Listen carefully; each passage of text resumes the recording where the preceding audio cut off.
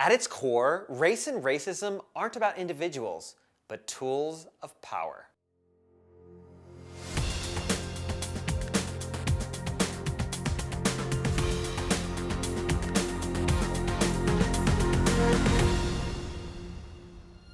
Welcome back to another episode of Anthropology in 10 or Less. I'm your host, Michael Kilman. The purpose of this probably final episode on race is to look at how we can understand white supremacy and race as a system. To do that, we have to stop looking at race as a category and instead view it as a tool of power and control. The modern concept of race was essentially created after the events of Bacon's rebellion to divide and conquer poor people. It was created as a tool for the wealthy white landlords to maintain control and their power and prevent rebellion. Over the course of the next century, more and more laws and policies were created that empowered whites and disenfranchised minorities and create what Michelle Alexander describes as a racial bribe, to convince poor whites that they have more in common with the elites than with other poor people of different ethnicities. Spoiler alert, they don't. And if we ever figure that out, well, that kind of terrifies some people in power. As we talked about in our episode on whiteness, race radically altered forms on several occasions in history. Who got to be white change over the course of history, and so have the other, quote, rules about race. Oh, what? What's this? A tinfoil hat? Well, you can throw that away. This isn't some crazy conspiracy theory. In fact, we can see this through an analysis of history in both law and policy.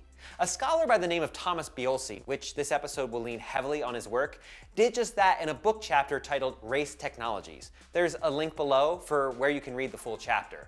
Biolsi argues that not only is race a tool or technique of power, but that it's flexible and mobile, meaning that it changes over time to adjust to the needs of those in power. He suggests that race is a fiction in the same way that money is a fiction. It's not real, but it has extraordinary power because we agree it has legitimacy.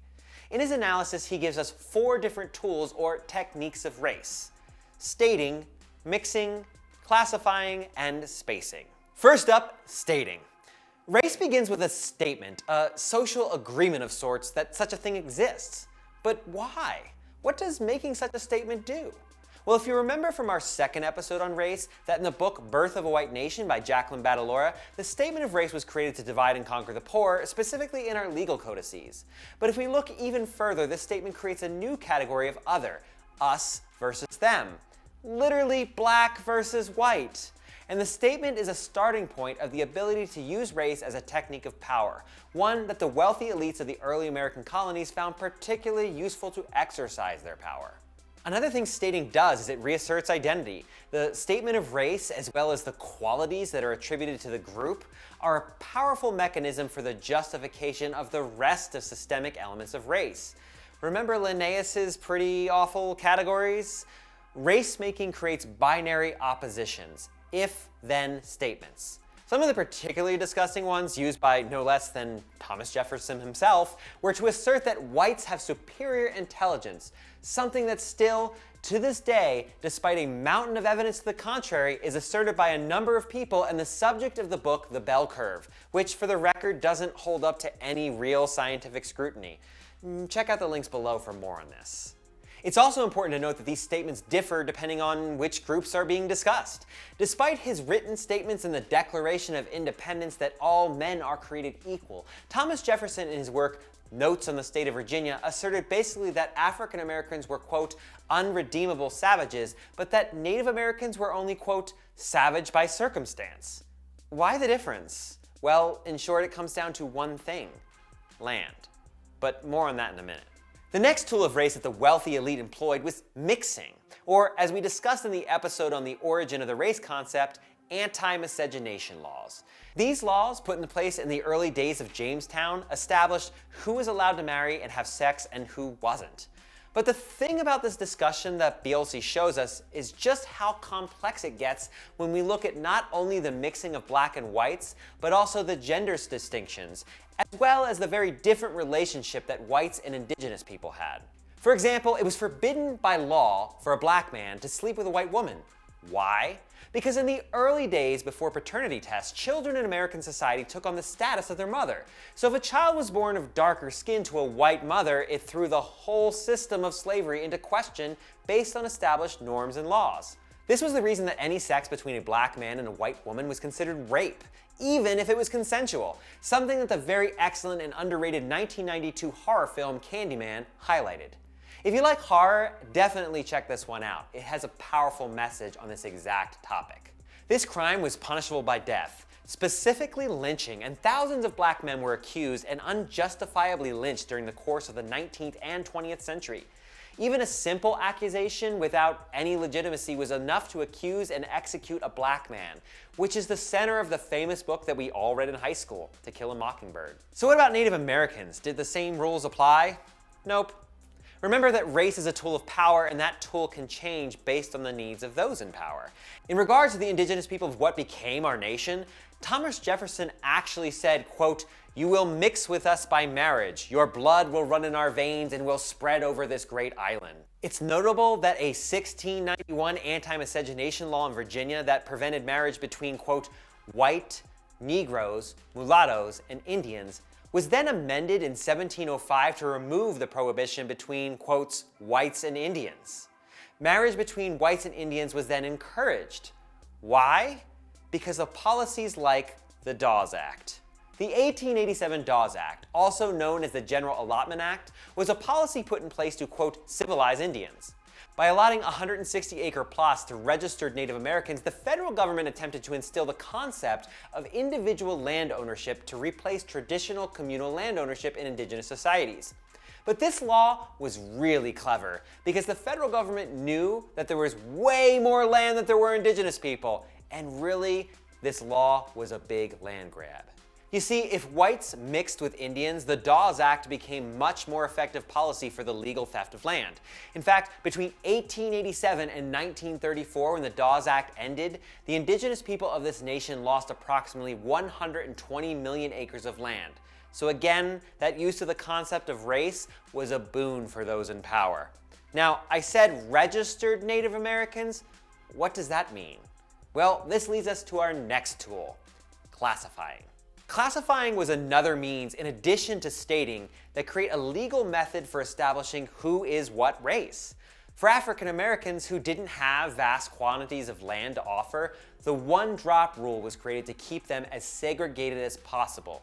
This rule comes out of the famous court case, Plessy versus Ferguson, in 1897 that established the separate but equal clause that was ultimately overturned in the 1954 Brown versus Board of Education. The one-drop rule states that any drop of black blood in your ancestry makes you black. Of course, joke's on them, right? We now know that both from fossils and genetics that we all came out of Africa. But for Native Americans, there was blood quantum, the idea that in order to be enrolled in a tribe, you had to meet a certain quota in your ancestry. If you didn't meet that quota, and by the way, this number has changed throughout history multiple times, but was often 1/4 indigenous of a single tribe, then you couldn't be enrolled, and thus you couldn't receive a land grant under the Dawes Act. So there again was the incentive for whites to mix with the indigenous population of this country. The more they mixed, the more land they lost. Finally, we come to spacing. Spacing is actually a simple one to explain, i.e. the Jim Crow laws, which were legal segregation created post-Plessy versus Ferguson. For Native Americans, spacing was the creation of the reservation system with the Indian Removal Act of 1830, which was a form of legal ethnic cleansing and forcibly removed tribes east of the Mississippi and moved them to land west of the Mississippi. The Indian Removal Act was bolstered by a series of Supreme Court cases called the Marshall Trilogy.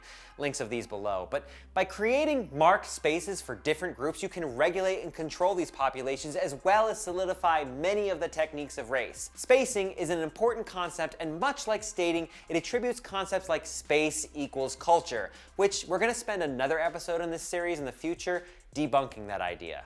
I wanted to note quickly that while we only covered African Americans and Native Americans in this episode, there are countless examples of race used as a technology across numerous groups. Latino, Asian Americans, and many others were the subject of things like immigration quotas and other terrible laws and policies that utilize the concept of race to line the pockets of the 1% and ensure those in power stayed there. Race is a really terrible concept, and maybe it's time we start thinking seriously of abandoning it. This is likely our final episode on race, at least for a good while. And I promised in the last episode on race we would get to white supremacy, and we kind of just did. You may not realize it, but when people say that America was founded on white supremacy, this is what they're talking about. A system or a structure that allows for whites to utilize tools, laws, and mechanisms to actively disenfranchise non-whites. This is why things like Confederate flags and Statue of the Confederacy were problematic and monuments to a horrible system. It's why Michelle Alexander's book, The New Jim Crow, and documentaries like 13th are vital for you to watch and understand. We have a system that has privileged people of European descent since we first set foot on this continent. And the only way to move toward real equality is to examine and understand how those systems work and then dismantle them. Race is a structural position in society. It's not so much about individuals, but systems. But that's all for this episode of Anthropology in 10 or Less, and this is the part where I ask you for support.